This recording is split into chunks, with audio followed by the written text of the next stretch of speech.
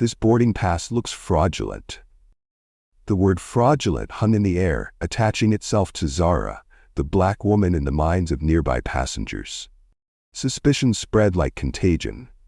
"Step aside, ma'am," the airline staff Brenda directed. "Is there a problem with my ticket?" Zara asked, voice level. No defensive tone, no raised volume. "We need to verify this.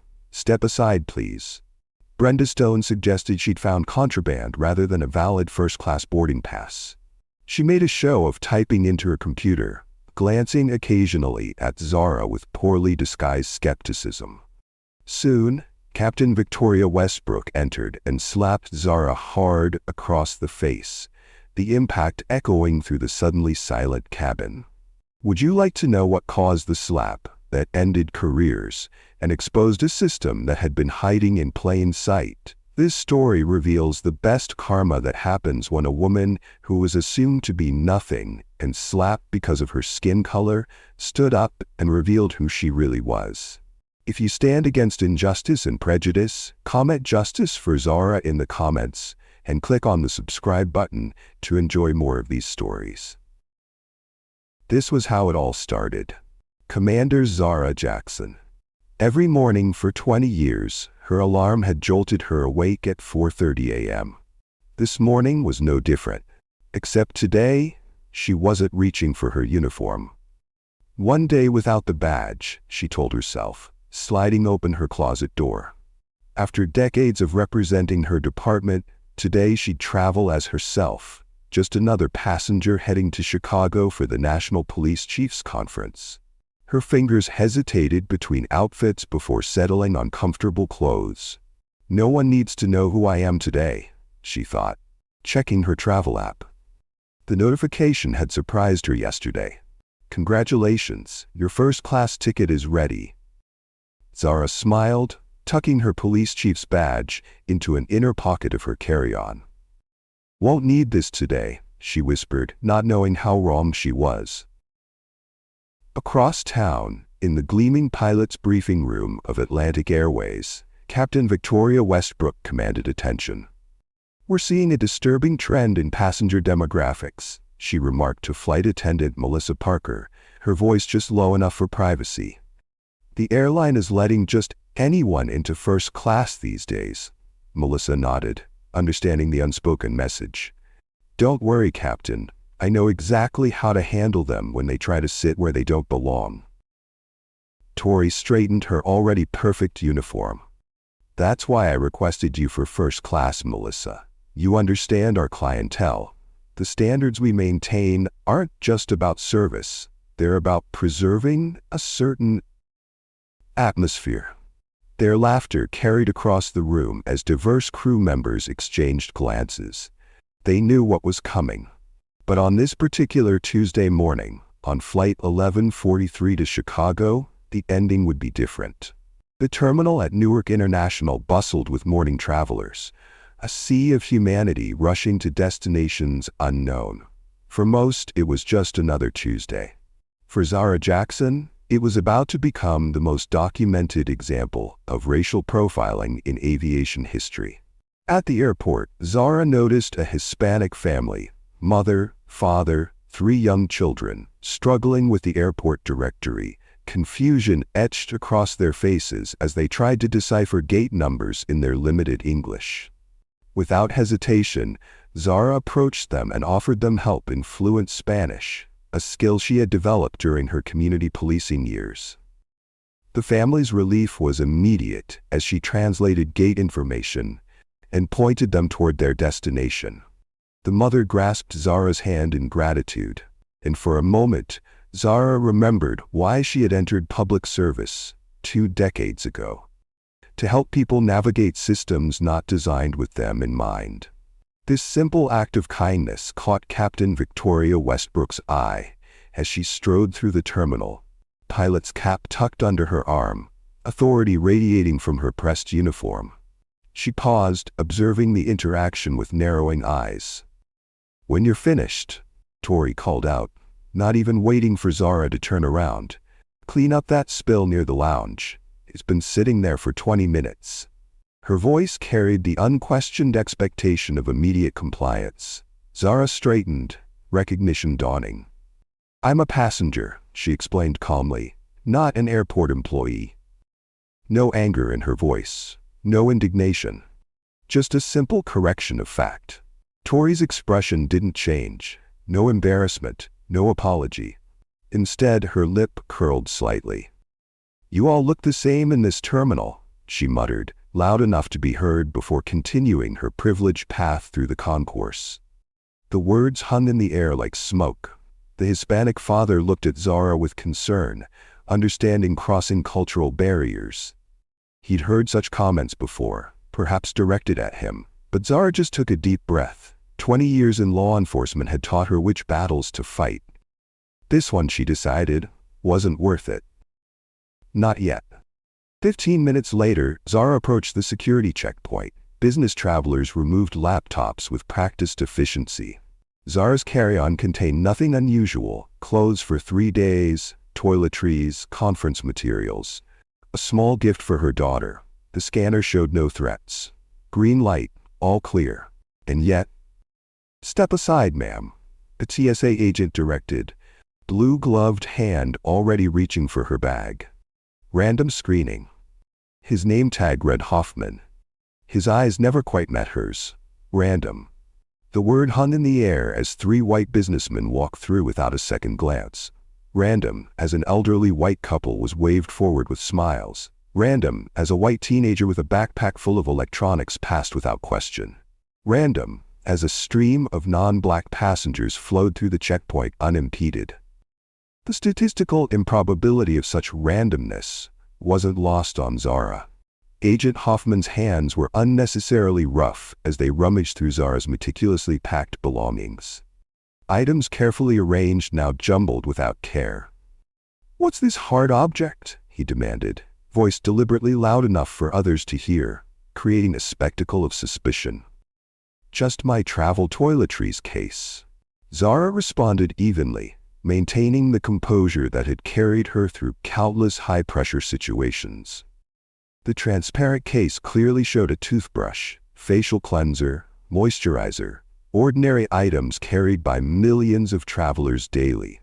From the expedited security line, the one Zara's frequent flyer status should have granted her access to, Captain Westbrook watched with smug satisfaction. "Security knows who to check," she commented to another pilot beside her, not bothering to lower her voice.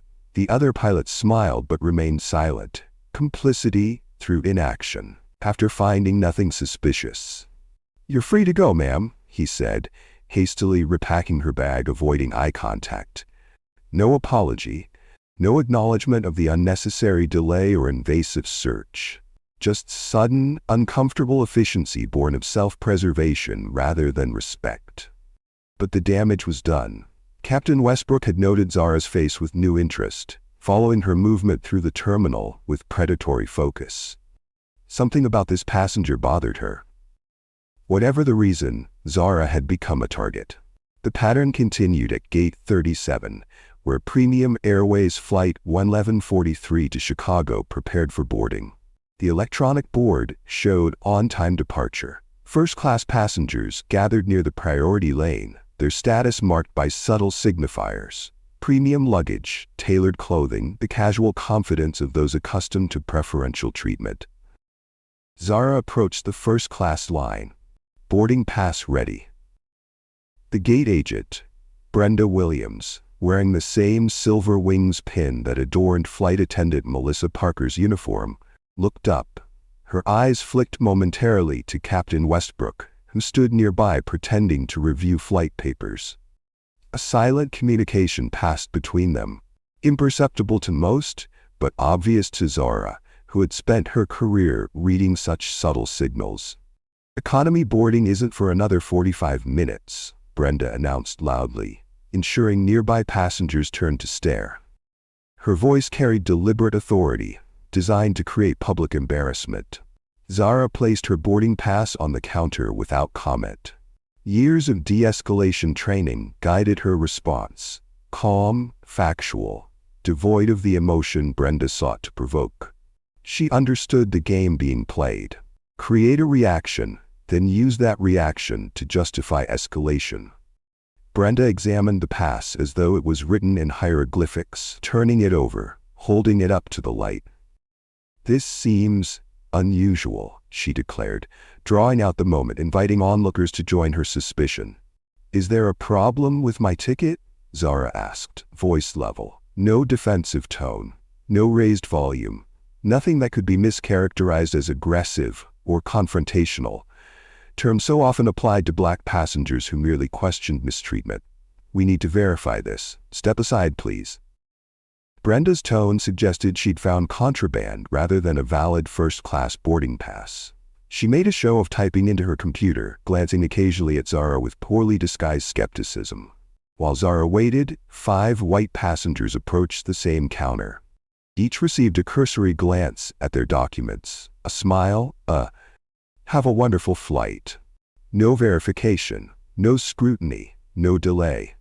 The contrast could not have been more stark or more familiar to Zara.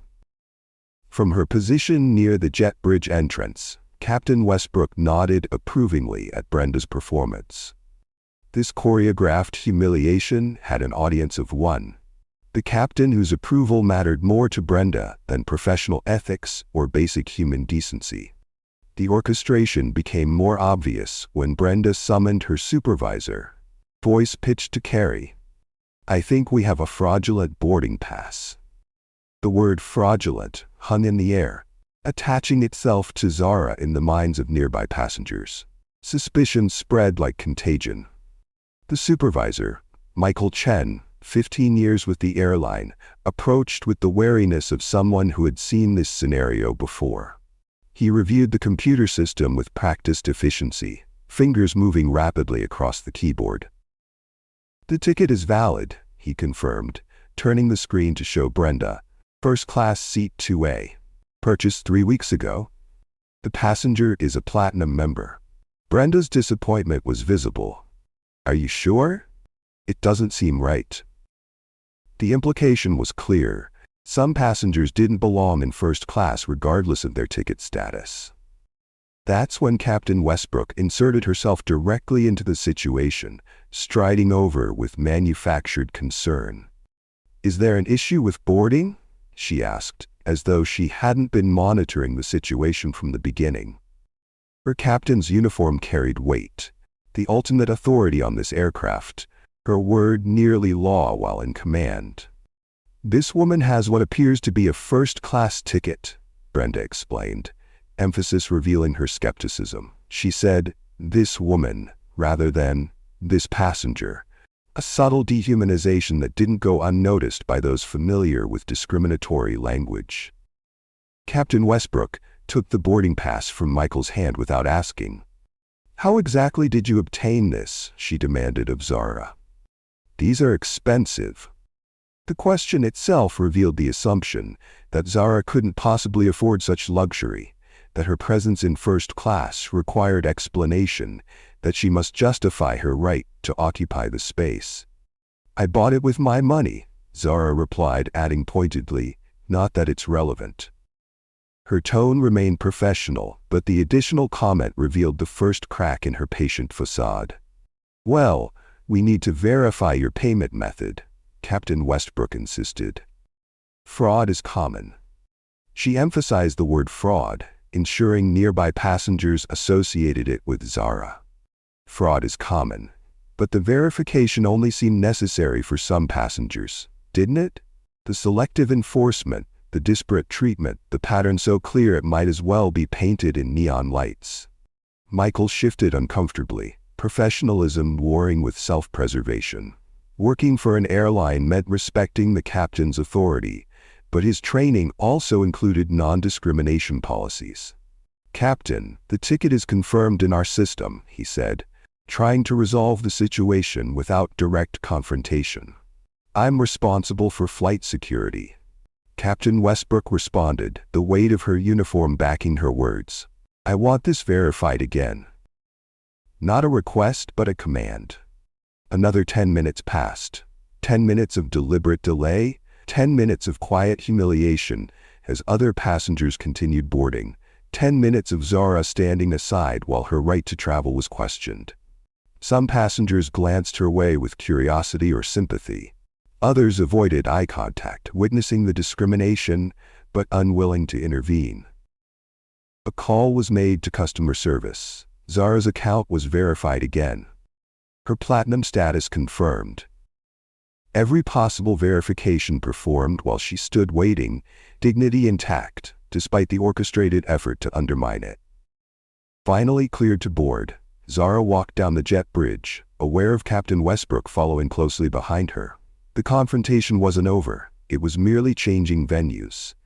The narrow confines of the jet bridge created a perfect stage for the next act. Semi-private, few witnesses.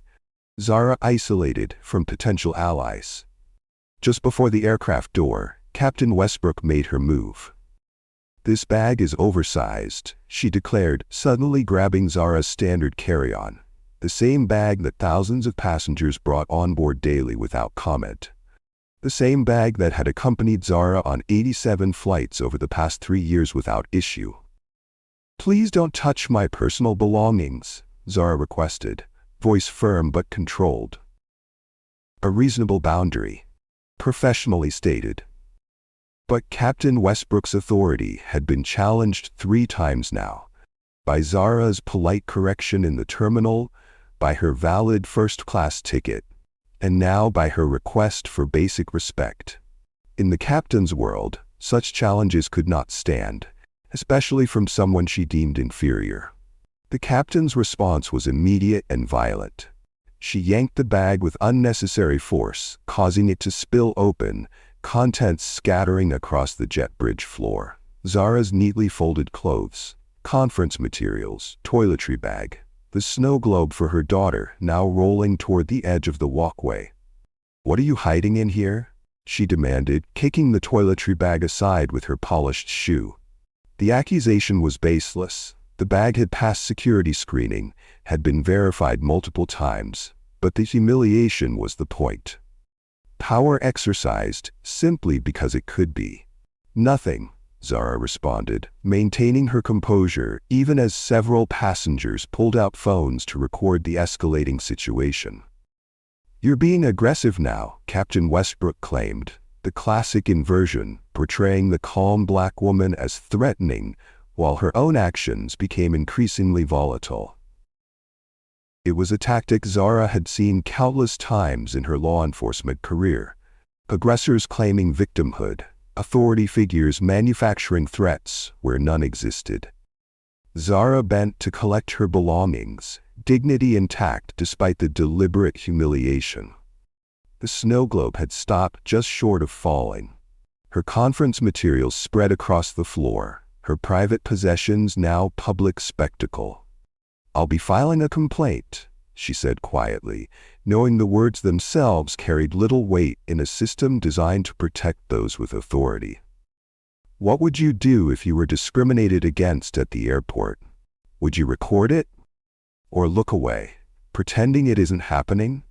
Share your thoughts in the comments and don't forget to subscribe to enjoy this story more. After navigating the gauntlet of random screening, verification delays, and baggage violation, Zara finally boarded the aircraft. Her shoulders relaxed slightly as she located seat 2A, window seat, first row, the premium position she had legitimately purchased. A small victory after 30 minutes of calculated harassment. She settled into the seat, stowing her now disheveled carry-on beneath the seat in front of her, rather than in the overhead bin. A defensive choice, keeping her belongings close after Captain Westbrook's invasive search. The snow globe for her daughter, miraculously unbroken, remained clutched in her hand before she carefully wrapped it in a scarf and placed it in her bag. Around her, the familiar rhythm of pre-flight preparations unfolded. Flight attendant Melissa Parker moved efficiently through the first-class cabin, offering pre-departure beverages to passengers in 1C, 1D, 2B, all white businessmen who received immediate attention, warm smiles, and solicitous inquiries about their comfort. Melissa's eyes slid past Zara as though the seat were empty. Not once, not twice, but repeatedly. A deliberate invisibility imposed by calculated neglect. The contrast was stark and unmistakable to anyone paying attention. The passenger in 2B received his second scotch, while Zara hadn't been acknowledged once. "Excuse me," Zara said as Melissa passed for the fourth time, her voice measured and professional. "Could I have a bottle of water, please?" Melissa continued her path down the aisle without pausing, without turning, without the slightest indication she'd heard the request. The performance of deafness was flawless. She responded immediately to a question from 3B moments later. Zara watched this choreography of discrimination with the trained eye of someone who had documented countless cases of selective treatment of who got served, who got ignored, who got the benefit of the doubt, who got presumed guilty. The only difference today was that she was experiencing it firsthand rather than reviewing evidence after the fact. 5 minutes passed. Melissa distributed hot towels, skipping seat 2A. Took drink orders for the flight, skipping seat 2A. Offered magazines, skipping seat 2A. The message was unmistakable. You are not worthy of service. You do not belong here. Your comfort does not matter. Zara pressed the call button above her seat, the universal signal for requesting flight attendant assistance.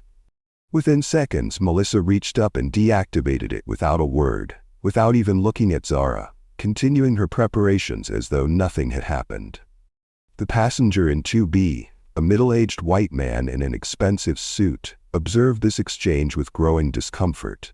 "Excuse me," he said to Melissa as she handed him a warm towel. "The woman next to me has asked for water 3 times. Could you please help her?" Melissa's smile tightened almost imperceptibly. "I'll get to her when I have time," she responded, her tone making clear that such time might never arrive. "We're quite busy with departure preparations." The systematic denial of basic service that defined the first-class experience, continued with methodical precision. Each denied request, each ignored gesture, each act of erasure contributing to a message: you are unwelcome here. Zara removed her phone and opened the Notes application, documenting each incident with timestamps, descriptions, and names. Years of investigative work had taught her the value of contemporaneous notes, precise details recorded in the moment rather than reconstructed later. She didn't know yet how these notes would be used, but 20 years of law enforcement instinct told her to preserve the evidence. Her methodical documentation was interrupted by a familiar figure appearing at the front of the cabin. Captain Victoria Westbrook had entered for what she announced as a routine pre-flight safety check, though in 15 years of frequent flying, Zara had never once seen a captain perform such an inspection of the passenger cabin. This was no routine check. This was the continuation of targeted harassment that began in the terminal. Captain Westbrook's eyes scanned the first-class cabin before locking onto Zara. Her expression hardened, lips pressing into a thin line of disapproval. She approached with deliberate slowness, stopping directly beside seat 2A. "There must be some mistake," she announced loudly, ensuring other passengers could hear. The statement wasn't directed at Zara but at the cabin generally, as though her presence was a system error rather than a legitimate passenger. "There's no mistake," Zara responded calmly. "This is my assigned seat." She gestured toward the boarding pass still in her hand, evidence of her right to occupy this space. Captain Westbrook's voice rose, abandoning all pretense of professionalism. "People like you don't belong in first class on my aircraft." The statement hung in the air, explicit, undeniable, witnessed by a cabin full of passengers who visibly recoiled at the naked prejudice. Shock rippled through the first-class cabin. A woman in 1B audibly gasped. The businessman in 2B shifted uncomfortably. A couple in row 3 exchanged worried glances. In the age of viral videos and career-ending moments captured on smartphones, such blatant discrimination seemed almost anachronistic. Yet here it was. unfolding in real time, with the captain's authority lending it institutional weight. Zara's expression remained composed, but her question cut to the heart of the matter. What exactly do you mean by people like me? The question was a trap, and they both knew it. There was no non-discriminatory answer possible. You know exactly what I mean, Captain Westbrook responded, doubling down rather than retreating. You're out of place here. The words carried centuries of history. Who belonged where? Who decided what happened to those who crossed invisible boundaries? The cabin had gone silent. Even the ambient sounds of boarding seemed to have faded. Every passenger was now witness to an escalating situation where the power dynamic appeared clear. The uniformed captain versus the lone passenger. Recognizing the historical significance of what was unfolding, Zara reached for her phone to document the interaction. Not for a lawsuit, not for compensation, but for accountability. So this moment couldn't be denied later, couldn't be minimized, couldn't be rewritten to blame the victim. Melissa materialized instantly, with a speed never displayed when service was requested. No recording allowed during safety checks, she declared, positioning herself to block Zara's phone.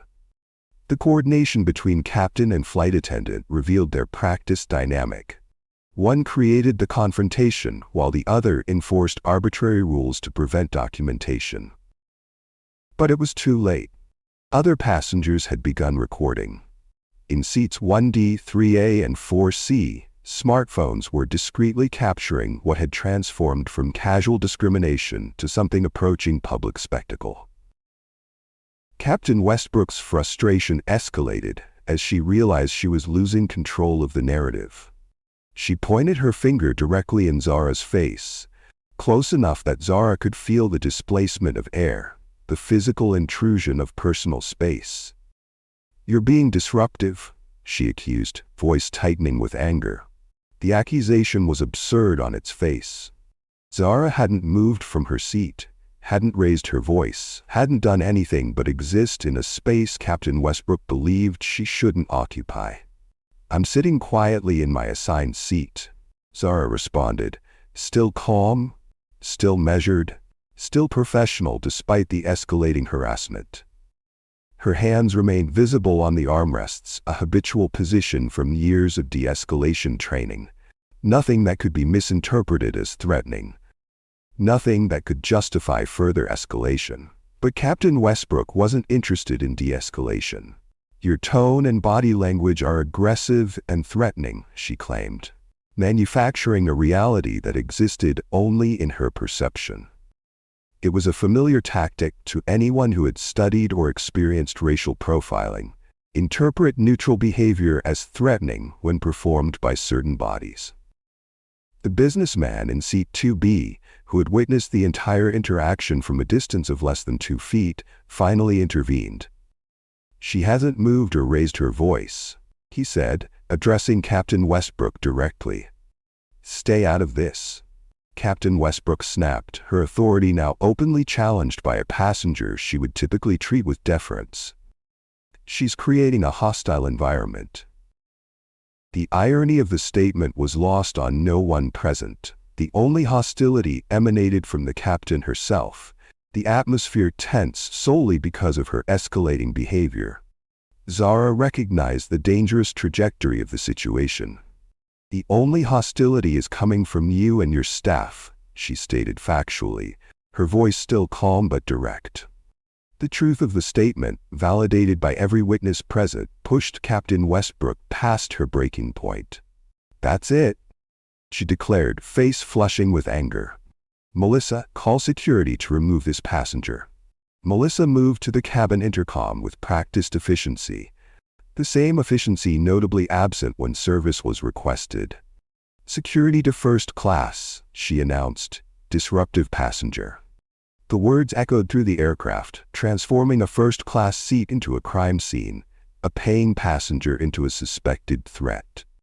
3 minutes passed in tense silence. Captain Westbrook stood guard as though Zara might attempt escape, though she hadn't moved from her seat.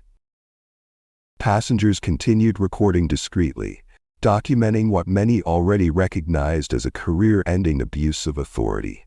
2 airport security officers arrived at the aircraft door, expressions professional but confused as they scanned the cabin. They saw no disruption, only a composed black woman sitting quietly in 2A, while the captain hovered nearby, visibly agitated. "Remove her immediately," Captain Westbrook demanded, gesturing toward Zara. "She's threatened my crew." The accusation was not merely false, but impossible to reconcile with the calm scene before them. The security officers instantly sprung into action. "I've done nothing wrong," Zara stated quietly. "This is racial profiling." The words named the reality that had been unfolding in plain sight, the systematic targeting based on appearance rather than behavior. "There she goes, playing the race card," Captain Westbrook exclaimed, voice rising to a near shout. The phrase itself, dismissing documented discrimination as imaginary, revealed more than any witness testimony could about her perspectives and prejudices. The security officers exchanged glances, ready to use their position in what had clearly become a situation. But Zara reached slowly, deliberately toward the inner pocket of her jacket. "Perhaps my identification will clarify," she began, her movement unhurried, telegraphed, non-threatening. But Captain Westbrook's reaction was immediate and shockingly disproportionate. With no warning, she slapped Zara hard across the face, the impact echoing through the suddenly silent cabin. "She's reaching for a weapon," she shouted, the justification following the violence rather than preceding it. Time seemed to suspend in the aftermath of the assault. Passengers frozen in disbelief. Security officers momentarily paralyzed by the unexpected escalation. Melissa's hand covering her mouth in belated recognition that a line had been irrevocably crossed. If you were in Zara's shoes, what would you have done after the slap? Share your thoughts in the comments, and don't forget to hit the subscribe button now. The sting of the impact remained on Zara's cheek as she slowly, deliberately completed the motion interrupted by violence. From her jacket pocket she produced not a weapon, but a badge. Not just any badge, but one instantly recognizable to anyone in law enforcement. She held it up without speaking, letting the gold shield and identification card speak for themselves. The silence stretched 1 beat, 2 beats, 3, as recognition dawned across multiple faces simultaneously. The senior security officer broke the silence, voice cracking slightly with disbelief. "Chief Jackson, of the Metropolitan Police." His posture straightened involuntarily, the instinctive response of a junior officer in the presence of command leadership. The transformation was instantaneous. Captain Victoria Westbrook's face drained of color as the full implications crashed upon her. Her hand, the one that moments ago struck a passenger, began to tremble visibly. The absolute authority she wielded seconds earlier evaporated, replaced by the dawning horror of irreversible consequence. The security officer unclipped his radio. All hesitation vanished, his next words delivered with professional clarity. "I need backup and arrest support at Gate 37. Captain Victoria Westbrook is being detained for assaulting Chief Zara Jackson." In a single moment, in a single revelation, the power dynamic that shaped every interaction since the terminal had inverted completely. The woman repeatedly told she didn't belong held more authority than anyone else on the aircraft. The woman dismissed, ignored, and assaulted was the highest-ranking law enforcement officer in the jurisdiction. Captain Victoria Westbrook was about to learn the most expensive lesson of her career. Assumptions had consequences, privilege had limits, and justice sometimes arrived wearing casual clothes in seat 2A. The revelation of Zara Jackson's badge froze time in the first-class cabin of Flight 1143. For 23 seconds, captured on multiple passenger recordings, no one spoke. No one moved. The only sound was the ambient hum of the aircraft's ventilation system and the distant murmur of boarding passengers unaware of the seismic shift occurring in first class. Captain Victoria Westbrook stood backed against the bulkhead wall, right hand still suspended in the air, the hand that moments ago struck the highest-ranking law enforcement officer in the metropolitan area. Her face had drained of color so completely that several passengers later described it as ghostly. 20 years of unchecked authority, of protected privilege, of insulated entitlement, all collapsing in a single moment of irreversible consequence. The senior security officer, Robert Diaz, 15 years with airport security, recovered first. His training overrode his shock as he unholstered handcuffs from his belt with practiced efficiency. "Captain Victoria Westbrook," he announced formally, "you're under arrest for assault." The words penetrated Captain Westbrook's frozen disbelief. "You can't do this," she protested, voice rising with indignation. "I'm the captain." The declaration emerged as though the title itself conferred immunity, as though her uniform created a barrier against accountability that had, until this moment, proven largely true. Officer Diaz positioned himself behind her, securing the first cuff around her wrist with a metallic click that resonated through the cabin. "You struck a police chief," he stated matter-of-factly, "in front of 200 witnesses and at least a dozen cameras." He secured the second cuff, completing the physical manifestation of authority transferred. "Your rank doesn't place you above the law." The reality of her situation began to penetrate Captain Westbrook's shock. She struggled against the restraints, the movement awkward and undignified, so different from her usual carefully choreographed command presence. "This is a mistake." She was reaching. The justification died on her lips as she realized how hollow it sounded, how thoroughly contradicted by witness testimony and video evidence. Flight attendant Melissa Parker emerged from her own paralysis, moving toward the officers with the desperate energy of someone watching their career implode in real time. "There must be some misunderstanding," she began, positioning herself between the officers and Captain Westbrook. The captain was just following security protocols. The second security officer, Sarah Lynn, more recently hired but equally professional, stepped forward. "Step back," she warned, her tone leaving no room for negotiation, "or you'll be arrested for obstruction." Officer Lynn's hand moved to her own handcuffs, making clear this wasn't an idle threat. "We already have multiple witness statements about your coordinated harassment of Chief Jackson." Melissa retreated, self-preservation finally overriding loyalty to her captain. She glanced toward Zara, opening her mouth as if to offer some belated apology or explanation, but thought better of it. The time for words had passed. The time for consequences had arrived. The commotion had drawn attention beyond the first-class cabin. Passengers in economy recorded through the dividing curtain. Flight attendants assigned to the main cabin hovered uncertainly in the galley, whispering among themselves.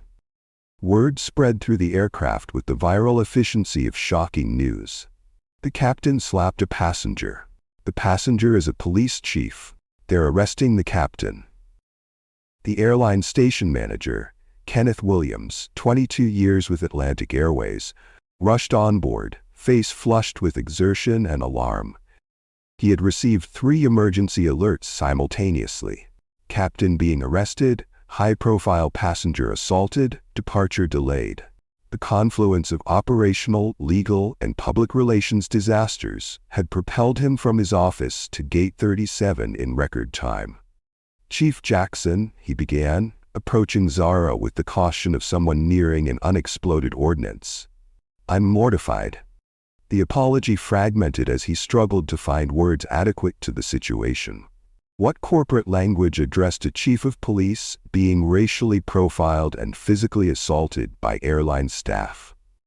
Zara Jackson had not moved from seat 2A, had not raised her voice, had not displayed the anger that most would consider fully justified under the circumstances.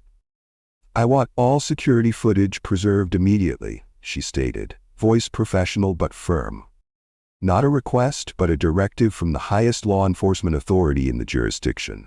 From the terminal, the gate area, the jet bridge, and the aircraft.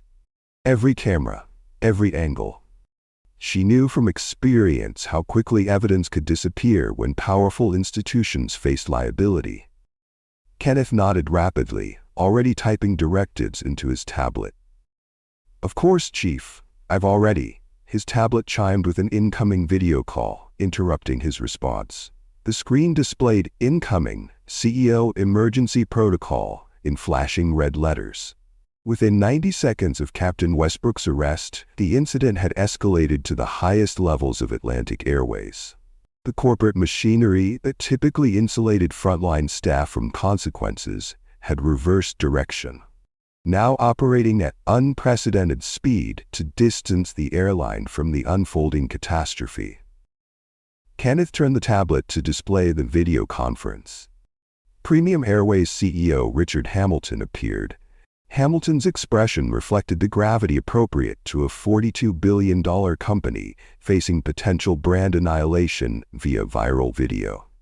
"Chief Jackson," Hamilton began, dispensing with corporate pleasantries, "on behalf of the Airways, I want to personally apologize for the inexcusable treatment you've experienced. I assure you that Captain Westbrook's actions represented neither our policies nor our values." The carefully crafted statement, likely vetted by legal even in these hasty circumstances, rang hollow against the evidence already spreading across social media. Captain Westbrook's behavior was not an isolated incident, but the culmination of coordinated harassment involving multiple staff members over an extended period. As if to underscore this reality, Melissa Parker was approached by two uniformed airline supervisors who had boarded during Hamilton's statement. "Flight Attendant Parker, your employment with Atlantic Airways is terminated effective immediately," the senior supervisor stated, loud enough for nearby passengers to hear. "Please surrender your credentials and exit the aircraft." The swift employment action, normally preceded by investigations, hearings, and union consultations, revealed the airline's desperation to contain the damage. Melissa's face crumpled as 27 witnesses recorded her escort from the aircraft. Her career ended in the same public space where she had participated in Zara's humiliation. Through the still open aircraft door, gate agent Brenda Williams was visible at the boarding podium, being approached by airline security. Her confused expression transformed to shock as her airline ID was removed from around her neck. 3 minutes later, a replacement gate agent took her position. The machinery of damage control accelerated. A replacement captain, summoned from the crew lounge with emergency priority, hurried down the jet bridge, followed by a full replacement cabin crew. The airline's protocol for handling cabin disruptions had been expanded to unprecedented scale, replacing every staff member who had contact with Chief Jackson. Throughout the aircraft, passengers shared their videos with authorities, with each other, and, despite in-flight connectivity not yet being activated, with contacts outside the airport. Modern technology ensured that justice unfolded in public view, live-streamed and shared across platforms, immune to institutional cover-ups or revised narratives. Captain Victoria Westbrook was led through the terminal in handcuffs, the ultimate symbol of authority reversal. Her uniform, once a shield against accountability, now served as a high-contrast backdrop for her restraints, amplifying the visual impact of her downfall. Media already positioned at the airport for an unrelated story pivoted cameras toward this breaking development. The footage would lead evening newscasts across the country. Announcements echoed through the terminal. All Premium Airways staff report for emergency bias training. The public address system transformed internal damage control into public admission, an airline acknowledging systemic issues while desperately trying to contain them. The consequences extended beyond the airport. At Metropolitan Police Headquarters, A holding cell door closed on Captain Victoria Westbrook, with the definitive thud of privilege suspended. The stark concrete room contrasted sharply with the command authority of the cockpit she had occupied hours earlier. Her uniform had been exchanged for standard-issue detention clothing, the ultimate equalization. Across town, in a conference room hastily converted for witness interviews, Zara Jackson provided her official statement. Her account unfolded with the precision of someone trained to document incidents.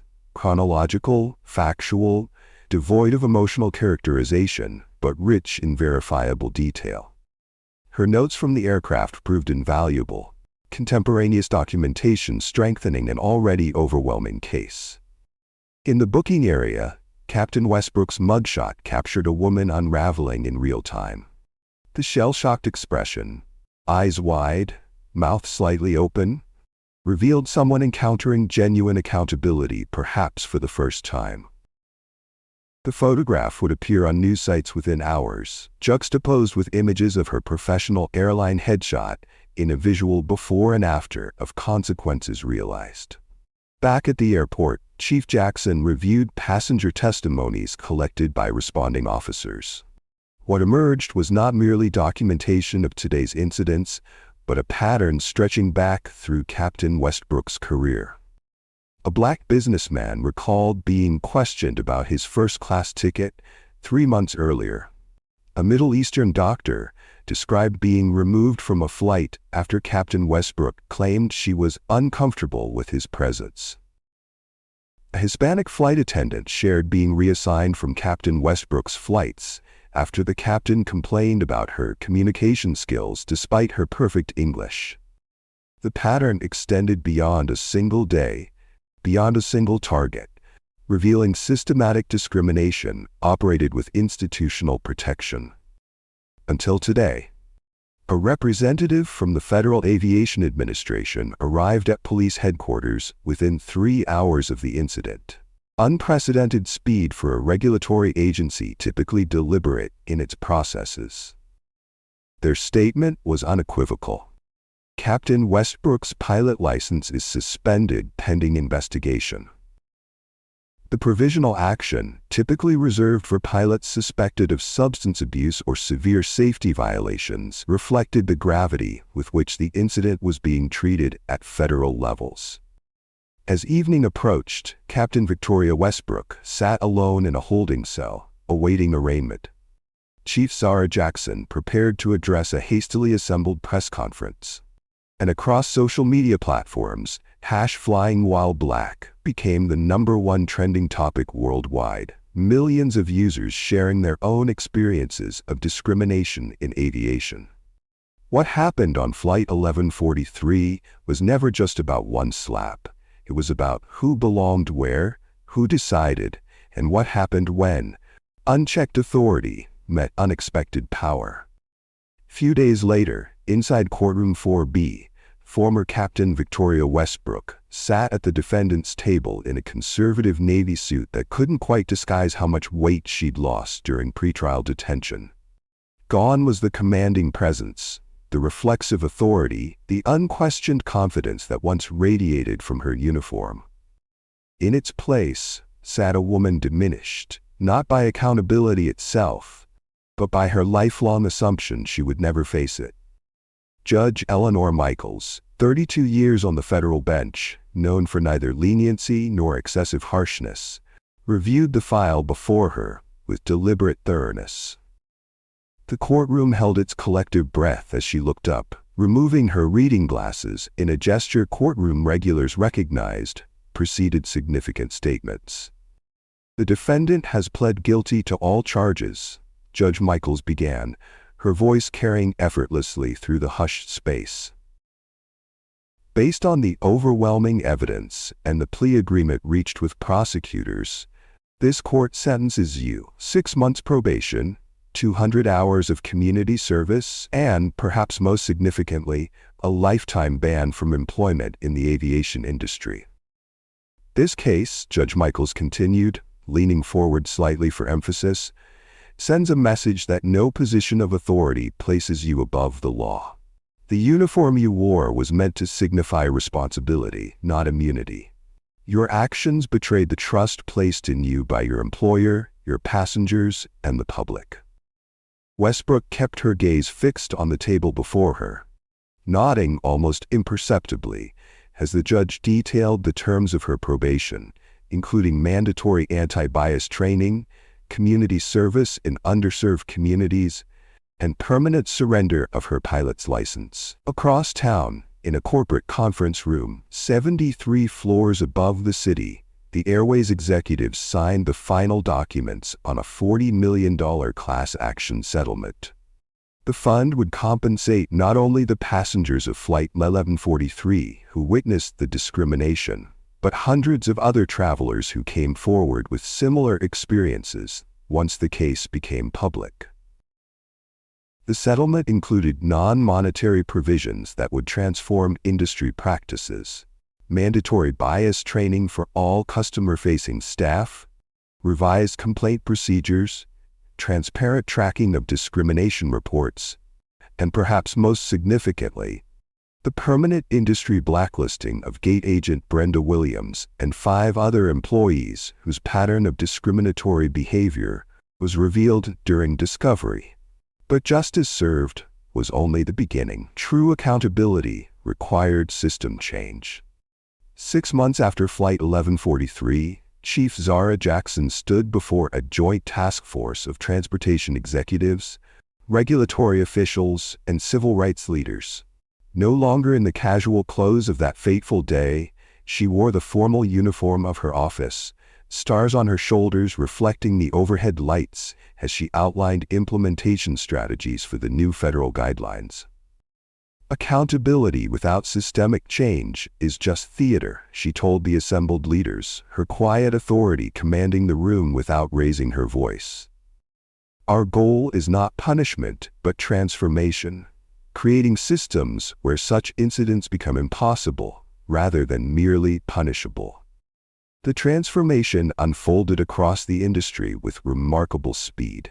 Airlines implemented blind passenger processing systems where seat assignments and upgrades were determined exclusively by membership status, spending history, and other objective metrics, removing the subjective judgments that allowed discrimination to flourish.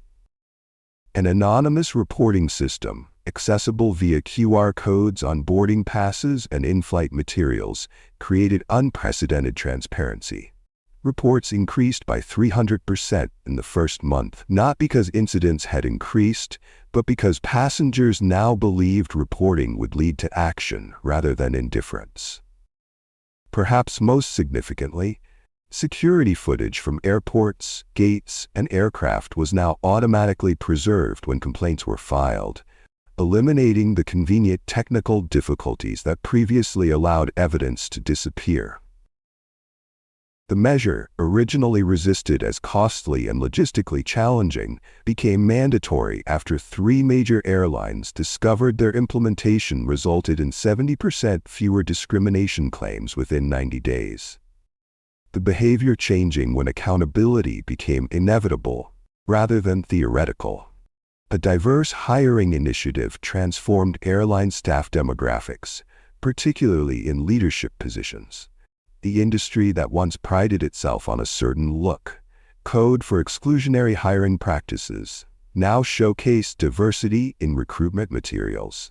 What began as reputation management evolved into competitive advantage as diverse leadership correlated with improved customer satisfaction scores and reduced complaint rates. At an aviation academy, Chief Jackson addressed the graduating class, future pilots, flight attendants, air traffic controllers, and support staff who would shape the industry for decades to come. Authority requires accountability, she told them, her words live-streamed to aviation programs nationwide. The power you will hold, over passengers, over their safety, over their dignity, comes with the responsibility to wield that power equitably. Your uniform is not a shield against consequences but a visible reminder of your obligation to those you serve. In the audience, several familiar faces appeared, former passengers from Flight 1143, who had been hired as compliance officers throughout the industry. Their first-hand experience with discrimination had been transformed into expertise in prevention, their trauma into purpose. They represented a new generation of aviation professionals for whom diversity was not a corporate buzzword, but an operational imperative. Victoria Westbrook participated in the mandatory anti-bias program that once seemed beneath her consideration. In group sessions, she sat alongside others who had abused positions of authority. Police officers who profiled drivers, teachers who punished minority students disproportionately, managers who created hostile work environments. Their shared journey toward understanding began with the hardest step: acknowledging the harm they caused. Westbrook's transformation wasn't immediate or complete. Genuine change rarely is. Soon she began writing letters to Chief Jackson, to passengers on Flight 1143, to former colleagues of color whose complaints she dismissed or whose careers she hindered. The letters, reviewed by her counselor before sending, revealed painful recognition of patterns she once defended or denied. "I didn't see what I was doing as discrimination," she wrote to Zara. "I saw it as maintaining standards, as exercising judgment, as doing my job. I couldn't recognize the difference between authority and power, that one is granted to serve others while the other exists to elevate oneself. I can't undo what I did, but I can acknowledge it without excuses or justifications." Not all recipients welcomed these communications. Some returned the letters unopened. Others responded with their own accounts of how her actions affected them. A few engaged in ongoing correspondence, recognizing that her journey toward understanding served a larger purpose than either punishment or absolution. Thousands of miles away, in a sunlit classroom at Embry-Riddle Aeronautical University, Zara's daughter began her journey toward becoming a commercial pilot. Inspired not by her mother's ordeal but by her response to it, the way she transformed individual injustice into institutional change, she represented a new generation entering aviation with both awareness of its problematic history and commitment to its more equitable future. "My mom never told me I couldn't succeed in spaces where people like us weren't welcome," she explained to a documentary crew filming her first solo flight. "She showed me how to transform those spaces instead." Premium Airways, recognizing both legal necessity and marketing opportunity, featured Chief Jackson in their new training materials on bias recognition and intervention. The programs, mandated for all employees from baggage handlers to board members, used footage from Flight 1143 alongside expert commentary on how multiple intervention points were missed before the situation escalated to violence. 1 year after Flight 1143, passengers from the flight reunited in a hotel conference room near the airport where their paths first crossed. The gathering, originally conceived as part of a documentary project, evolved into something more profound, a collective reflection on how witnessing discrimination and its consequences changed their understanding and behavior. "I used to mind my own business," admitted the businessman who sat in 2B beside Zara. "If I saw something uncomfortable happening to someone else, I'd tell myself it wasn't my problem or wasn't my place to intervene. Now I understand that silence is participation. Neutrality serves the oppressor, never the victim." Other passengers shared similar revelations, how they'd become more attuned to subtle discrimination in their workplaces, more willing to speak up when they observed unequal treatment, more conscious of how systems could perpetuate bias without explicit malice. The incident changed not only those directly involved, but the witnesses who carried its lessons into their own spheres of influence. What began with a slap heard round the world had transformed into a reckoning felt throughout an industry. Not because the incident itself was exceptional. Thousands of travelers experienced similar discrimination daily, but because for once, the consequences matched the offense. For once, power faced accountability. For once, Justice wasn't delayed or denied, but delivered in full view of a watching world. The true measure of change wasn't found in legislation or settlements, in training programs or hiring initiatives. It was found in the lived experience of travelers who once approached airports with anxiety, who calculated their appearance and behavior to minimize potential harassment, who accepted indignities as the price of mobility. When authority abused its power, the damage extended far beyond individual incidents to erode trust in entire systems. But when accountability followed abuse, swift, appropriate, transparent, that same trust began to rebuild. Not through promises or policies, but through visible evidence that justice applied to everyone, regardless of uniform or title or position. The captain's wings that once shielded Victoria Westbrook from consequences couldn't withstand the weight of the police chief's badge. But the true victory wasn't one authority overwhelming another. It was a system finally working as intended, holding power accountable regardless of its source. If you enjoyed this story, subscribe, like, and share to others so they can learn too. See you in our next video.